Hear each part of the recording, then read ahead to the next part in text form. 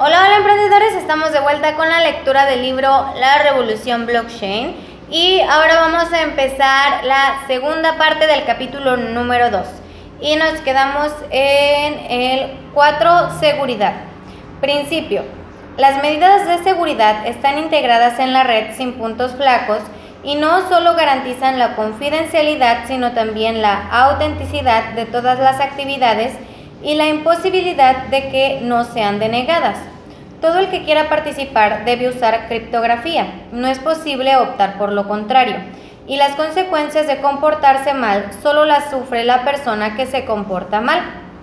Problema que hay que resolver: pirateo, robo de identidad o de información, fraude, ciberacoso, correo basura, programas maliciosos. Todo esto socava la seguridad del individuo en la sociedad. La primera era de Internet, en lugar de traer transparencia y reducir las infracciones, parece que ha hecho poco por aumentar la seguridad de las personas, las instituciones y la actividad económica. El usuario normal de Internet tiene que recurrir casi siempre a débiles contraseñas para proteger su correo electrónico o sus cuentas, porque los proveedores de servicios no le ofrecen nada mejor. Pensemos en el típico intermediario financiero. No se especializa en tecnología de seguridad, sino en innovación financiera.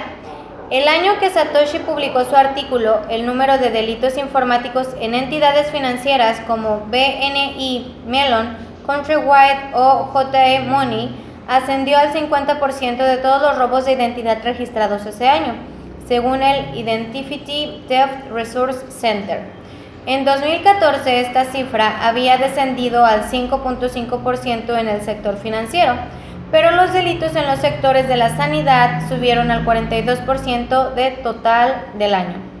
IBM informó de que el coste medio de un delito informático es de 3.8 millones de dólares, lo que significa que estos delitos han costado al menos 1.500 millones de dólares en los últimos 2 años. El coste medio para una víctima de robo de identidad en el sector de la sanidad ronda los 13.500 dólares y estos delitos van en aumento. Los consumidores no saben qué aspecto de sus vidas va a verse atacado la próxima vez. Si la siguiente etapa de la innovación digital supone traspasarse dinero directamente entre partes, este traspaso debe poder hacerse sin riesgo de pirateo informático.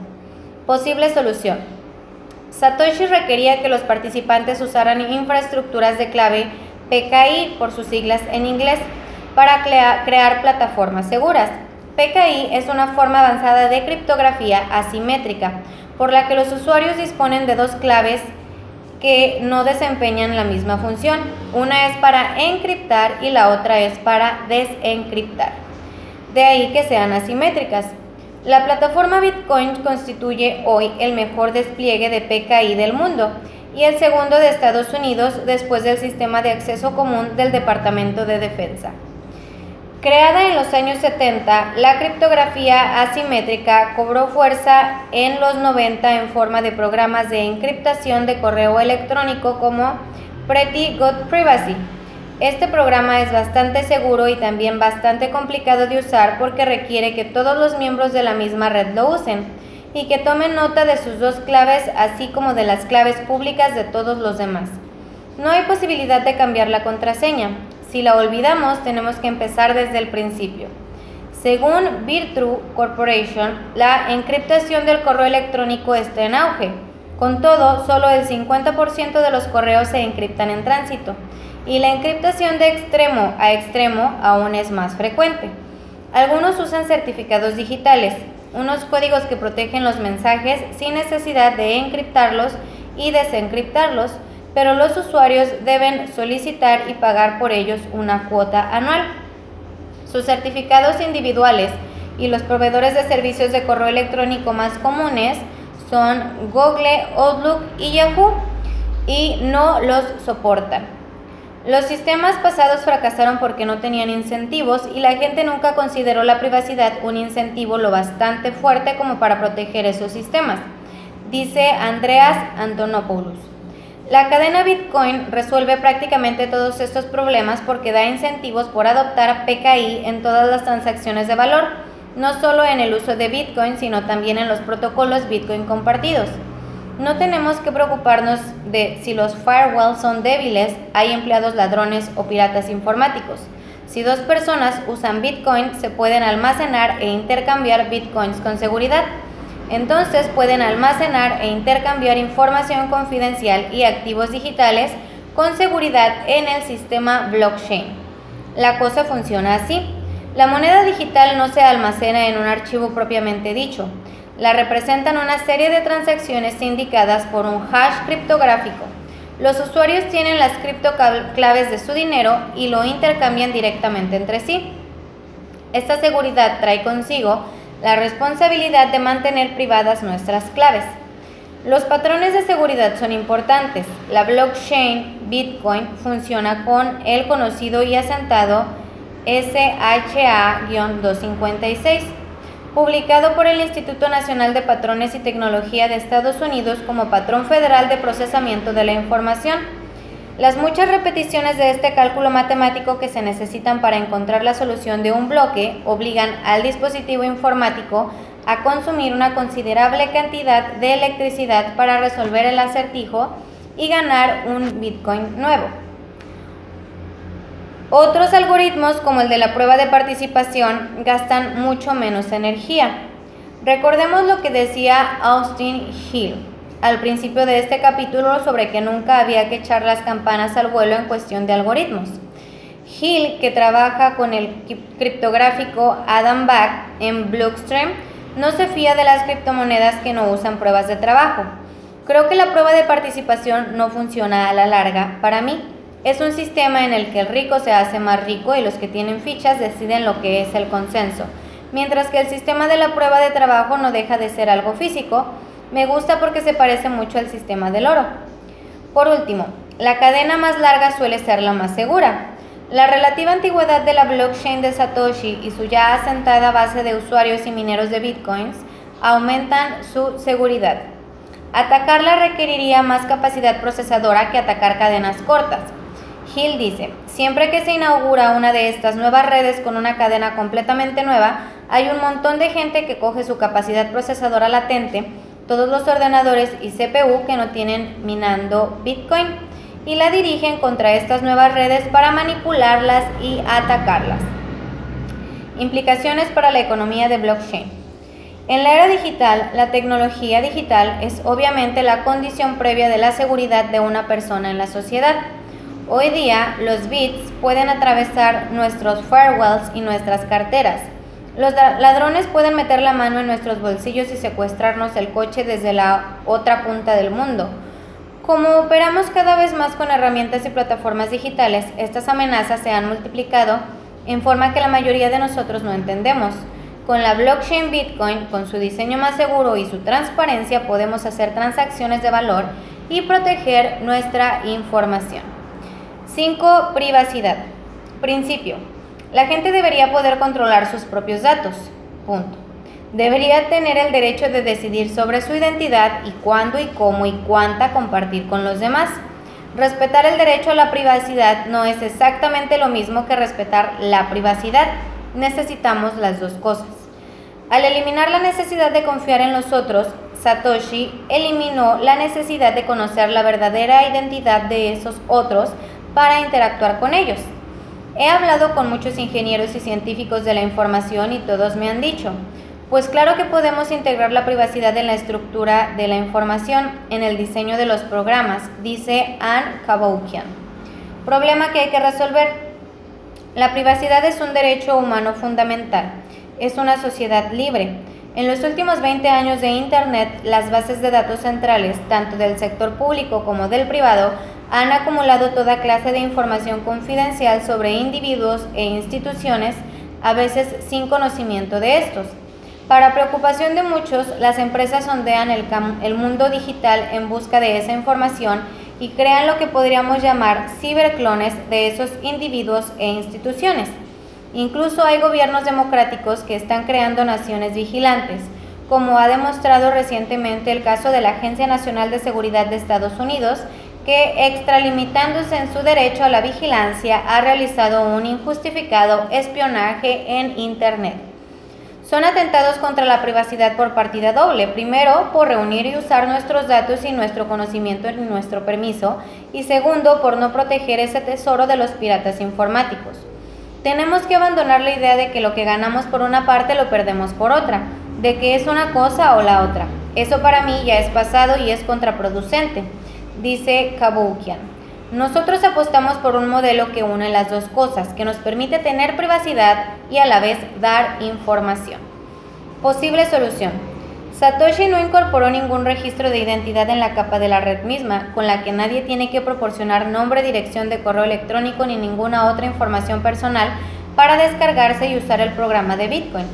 La blockchain no necesita saber quiénes somos, y Satoshi no necesita recabar la información de nadie para comercializar otros productos. Su software es de código abierto. Era el último grito en el mercado de liderazgo intelectual. Así es como funciona la sociedad para las telecomunicaciones financieras interbancarias mundiales, SWIFT por sus siglas en inglés.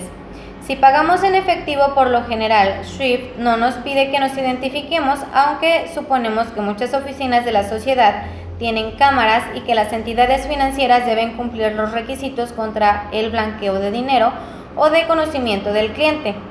Requisitos AML-KYC por sus siglas en inglés, para formar parte de la sociedad y poder usar esos servicios. Además, las capas de identificación y verificación están separadas de la de transacción, lo que significa que la parte A emite la transferencia de bitcoins desde la dirección de la parte A a la parte B. No hay referencia alguna a la identidad de nadie en esta transacción, entonces la red confirma que la parte A no solo controla la cantidad de bitcoin especificada, sino que también autoriza la transacción y luego registra la cantidad emitida por la parte A como una cantidad no gastada, asociada a la dirección de la parte B. Solo cuando la parte B se dispone a gastar esa cantidad, comprueba la red que ahora es esta parte la que lo controla. Comparemos esto con el modelo de las tarjetas de crédito que se basan en la identidad. Por eso se roban direcciones y números de teléfono de millones de personas cada vez que se piratea una base de datos. Veamos el número de registros asociados a algunos de los más recientes robos de datos. T-Mobile, 15 millones de registros. JP Morgan Chase, 76 millones. Anthem Blue Cross Blue Shield, 80 millones. eBay, 145 millones. Office of Personal Management, 37 millones. Home Depot, 56 millones. Target, 70 millones. Y Sony, 77 millones. Y ha habido también ataques menores contra compañías aéreas, universidades, compañías de gas y electricidad y hospitales que forman parte de nuestras infraestructuras más valiosas. En el sistema blockchain, los participantes pueden elegir mantener cierto grado de anonimato en el sentido de que no necesitan asociar ningún otro detalle a su identidad ni guardar esos detalles en una base de datos central. No insistiremos bastante en lo importante que es esto. En el sistema blockchain no hay tesoros de información personal. Los protocolos de este sistema no permiten elegir el nivel de privacidad que queremos en cada transacción o entorno. Nos ayuda a administrar mejor nuestras identidades y nuestra interacción con el mundo. Una empresa emergente llamada Personal Black Box Company se propone ayudar a las grandes empresas a tratar de otra manera la información del cliente. Su director comercial, Haluk Pulin, nos confiesa: compañías como Unilever o Prudential vienen y nos dicen: queremos gestionar mejor nuestra información. ¿Puede sernos útil vuestra plataforma? Queremos aliviar la carga que nos supone la información. Están viendo que la información es un activo tóxico cada vez más grande para las grandes corporaciones. Esta plataforma permite a sus clientes acceder a información anónima, como en los experimentos clínicos en los que los médicos solo conocen los aspectos más relevantes de la salud de los pacientes, sin correr ningún riesgo. Algunos clientes pueden dar más información a cambio de bitcoins u otras ventajas. En última instancia, la plataforma de Personal Black Box usa PKI, con lo que solo los clientes tienen acceso a sus datos con sus claves privadas. Ni siquiera la empresa tiene acceso a esos datos. Las blockchain permiten varias formas flexibles de autenticación selectiva y anónima. Austin Hill lo compara con Internet. Las direcciones TCP/IP no se identifican con identidades públicas. La misma capa de red lo ignora. Cualquiera puede conectarse a Internet, conseguir una dirección IP y empezar a enviar y recibir paquetes libremente en todo el mundo. Como sociedad hemos visto un gran beneficio en permitir ese grado de anonimato. Bitcoin opera casi exactamente así. La misma red no depende de la identidad. Esto es bueno para la sociedad y para el buen diseño de la red. Así pues, mientras que las blockchains son públicas, todo el mundo puede verlas en cualquier momento porque residen en la red, no en ninguna institución centralizada que audite las transacciones y guarde registros. La identidad de los usuarios es anónima. Esto significa que tenemos que triangular mucha cantidad de datos para averiguar quién posee una clave pública concreta. El emisor puede proporcionar solamente los metadatos que el receptor necesita conocer.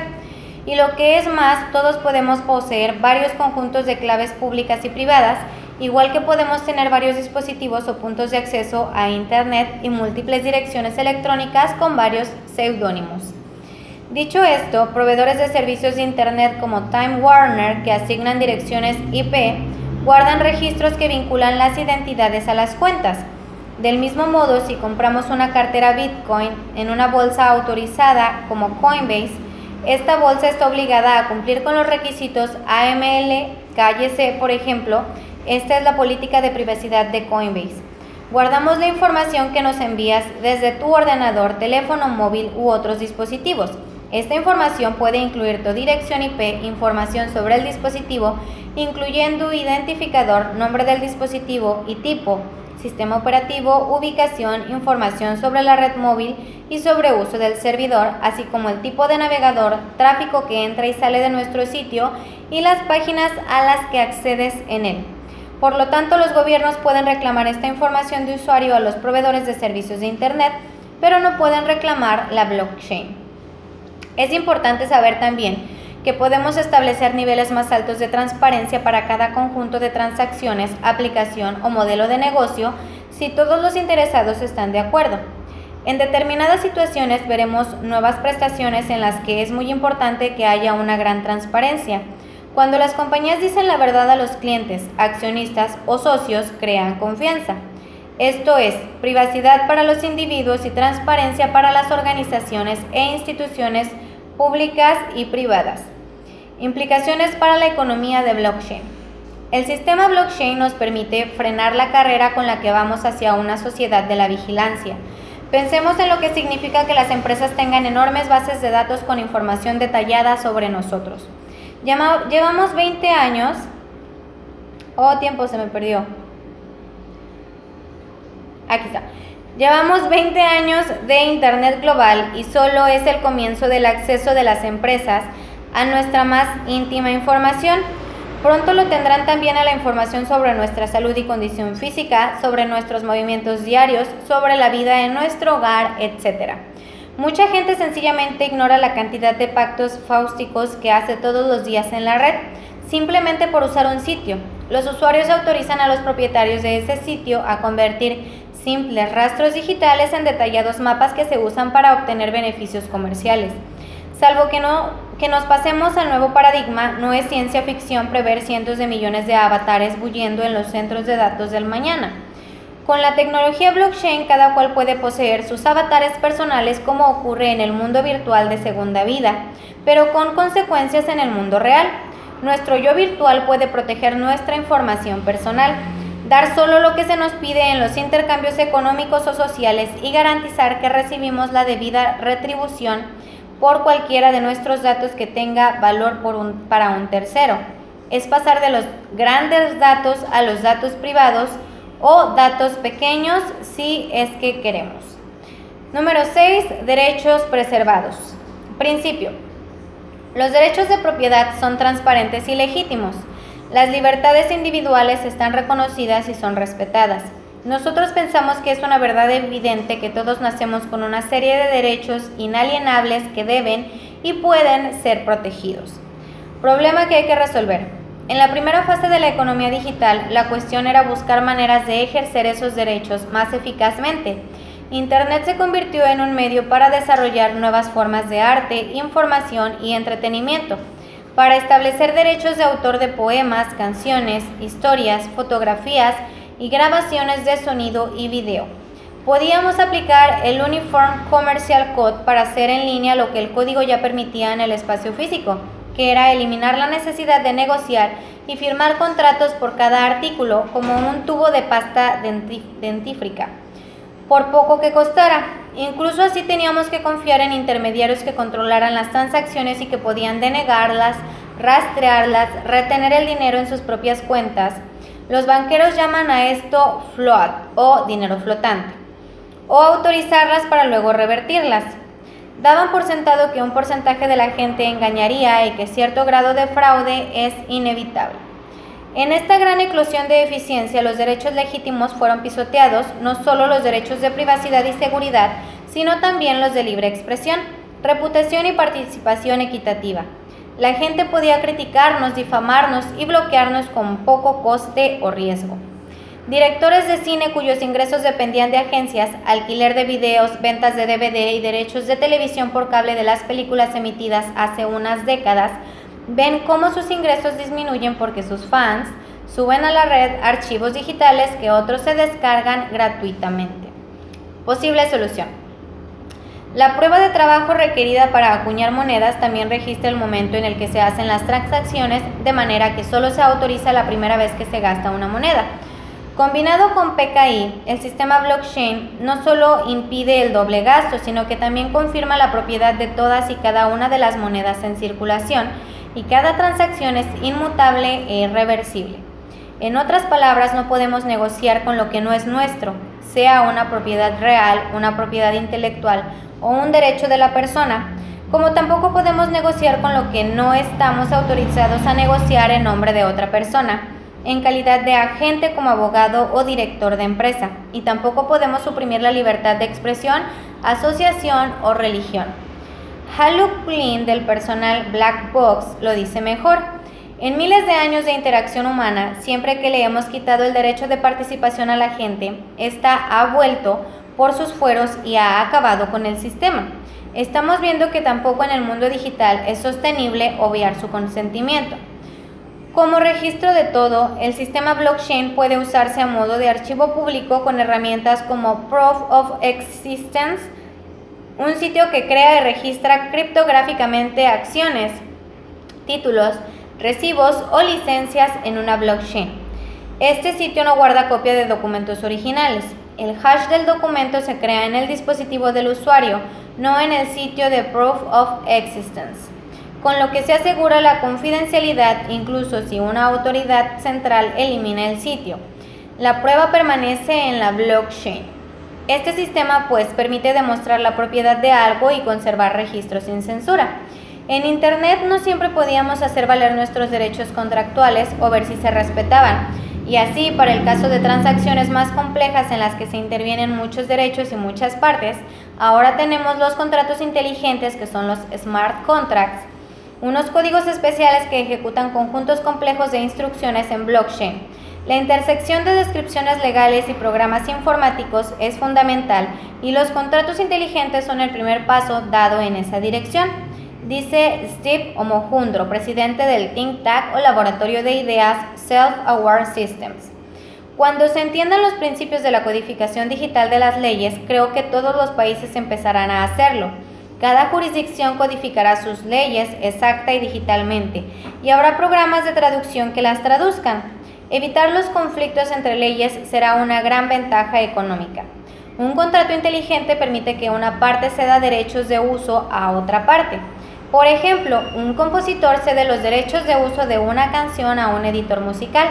El código del contrato podría incluir el término o duración de la concesión, la cantidad de dinero que pasará de la cuenta del editor a la del compositor en concepto de derechos de autor y algunas cláusulas de rescisión de contrato, como por ejemplo la de que si la cuenta del compositor recibe menos de un cuarto de Bitcoin en los siguientes 30 días, todos los derechos vuelven automáticamente al compositor y el editor deja de tener acceso a la obra de ese compositor registrada en la blockchain.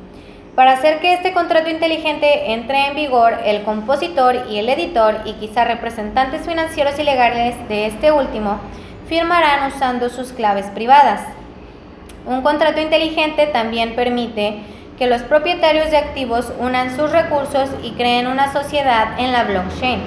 El contrato incluye codificadas unas cláusulas de emisión que especifican claramente los derechos de esos propietarios.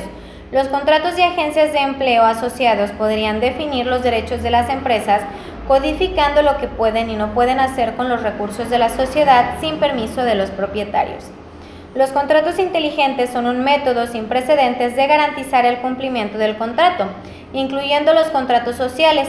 Si realizamos una gran transacción con una estructura de control específica, podemos predecir el resultado en cualquier momento dado, dice Antonopoulos.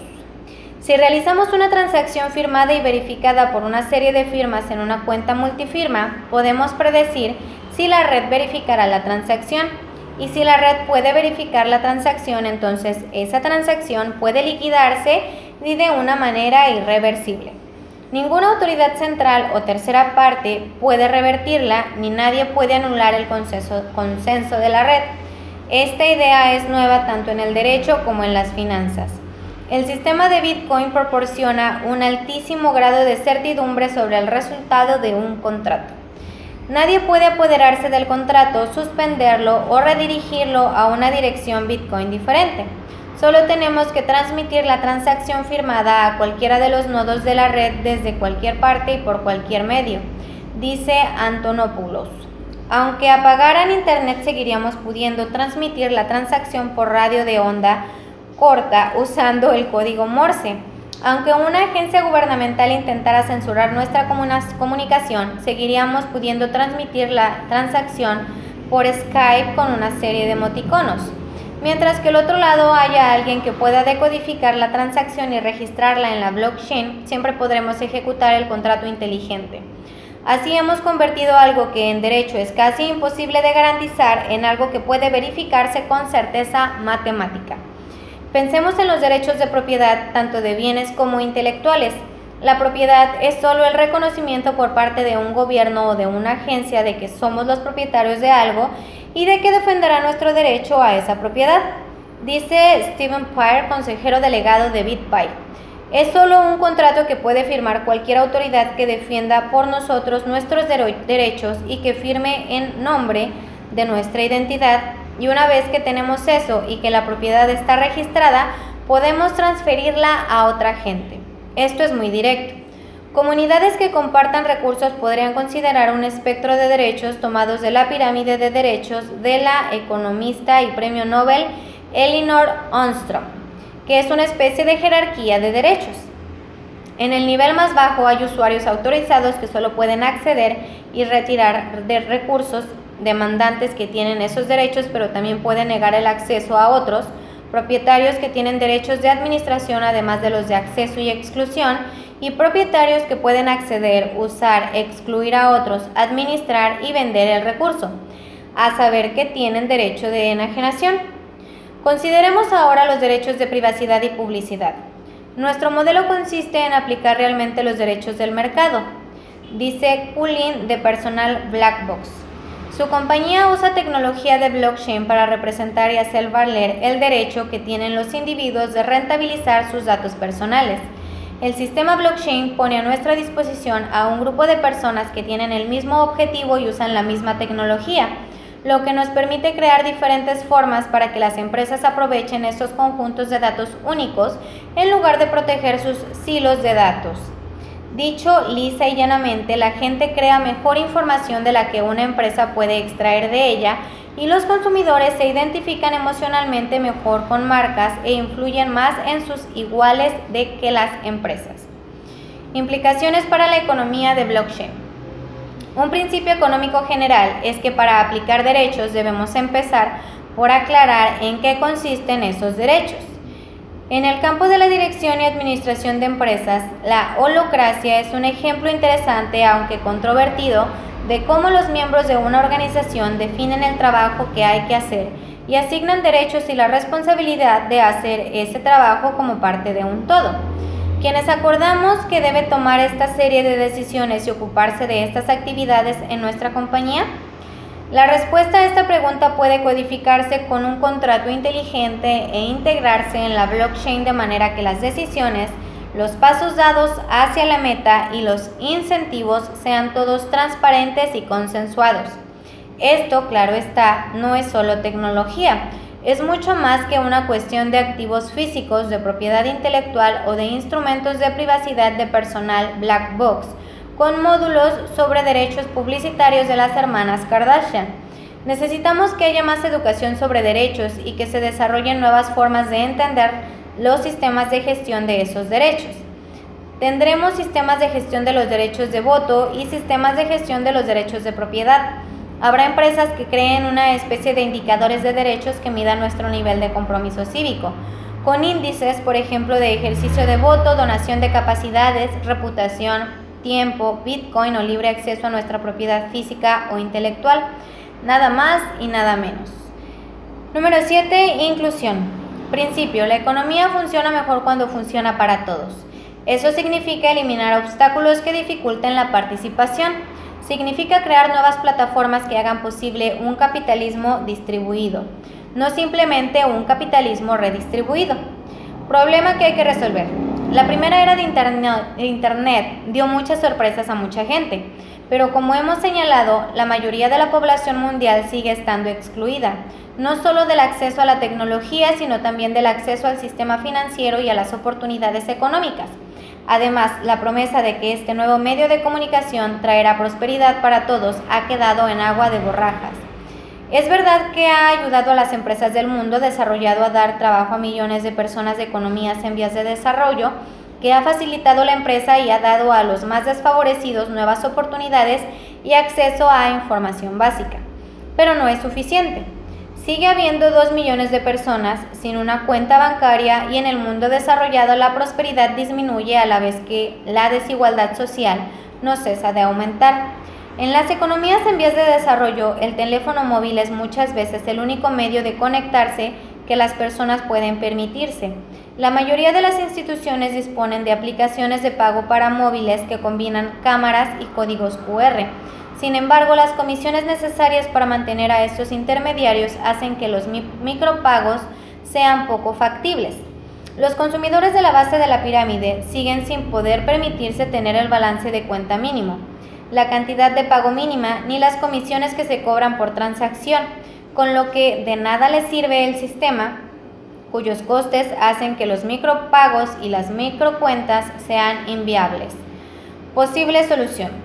Satoshi diseñó el sistema para que funcionara con los protocolos más elementales de Internet, TCP y IP. Pero también podía funcionar sin Internet si fuera necesario. Satoshi imaginó que una persona normal interactuaría con las blockchain a través de la que él llamó verificación de pago simplificada, SPB por sus siglas en inglés, que puede funcionar en teléfonos móviles para activar esas cadenas. Ahora, con un móvil de esos que se abren y se cierran, cualquiera puede participar en la economía o en un mercado como productor o consumidor.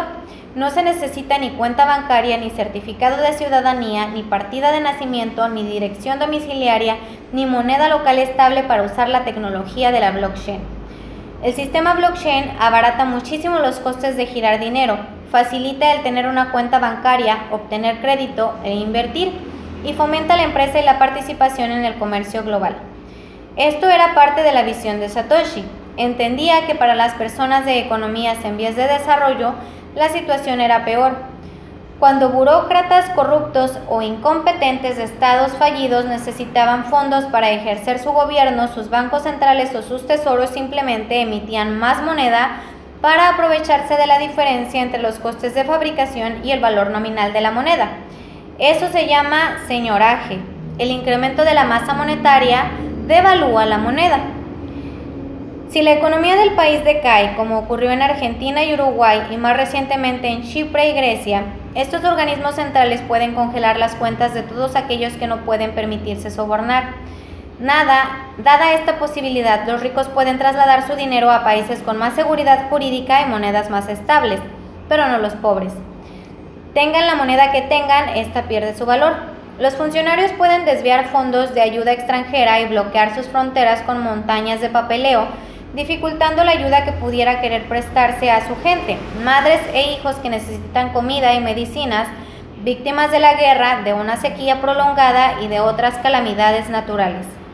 El servicio de micropagos australiano M-HITS sigla de Mobile Handed Initiated Transactions, ha lanzado un servicio nuevo, BitMoney, que permite a clientes de más de 100 países recargar sus teléfonos móviles enviando un mensaje de texto a mHITS, especificando una cantidad de bitcoins. Según el desarrollador de Bitcoin, Gavin Andresen, no vemos todas las transacciones, sino solo las que nos interesan. No confiamos nuestro dinero a otros usuarios como nosotros, solo les pedimos que nos den la información que circula por la red. El potencial que tiene el uso del sistema blockchain para registrar propiedades en los países en vías de desarrollo, donde es una cuestión muy importante ligada a la pobreza, es muy considerable, dice Austin Hill. No hay una entidad de confianza que administre los títulos de propiedad de tierras y por eso conseguir que la gente pueda decir esta propiedad es mía y luego usarla como aval para mejorar su situación personal y familiar es algo fundamental. En un comentario técnico, Andresen se refiere a la ley de Nielsen sobre el ancho de banda, según la cual el ancho de banda de los usuarios con mayor ancho de banda aumenta un 50% cada año, mientras que el de las mayorías tiende a retrasarse en 2 o 3 años. El ancho de banda va por detrás de la capacidad procesadora, que aumenta en torno al 60% anual, según la ley de Moore. O sea, el ancho de banda es el factor clave, según Jacob Nielsen. Interfaces, sitios web, productos digitales, servicios, organizaciones y demás tendrán que diseñarse para que se adapten a la tecnología de las mayorías si quieren beneficiarse de las redes.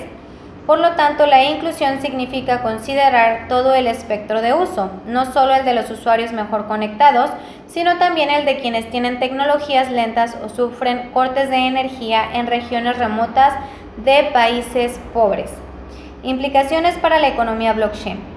Más adelante hablamos de la paradoja de la prosperidad. Aunque la primera era de Internet benefició a muchos, la prosperidad en el mundo occidental no ha crecido para la mayoría de la gente. El fundamento de la prosperidad es la inclusión y el sistema blockchain puede ayudar.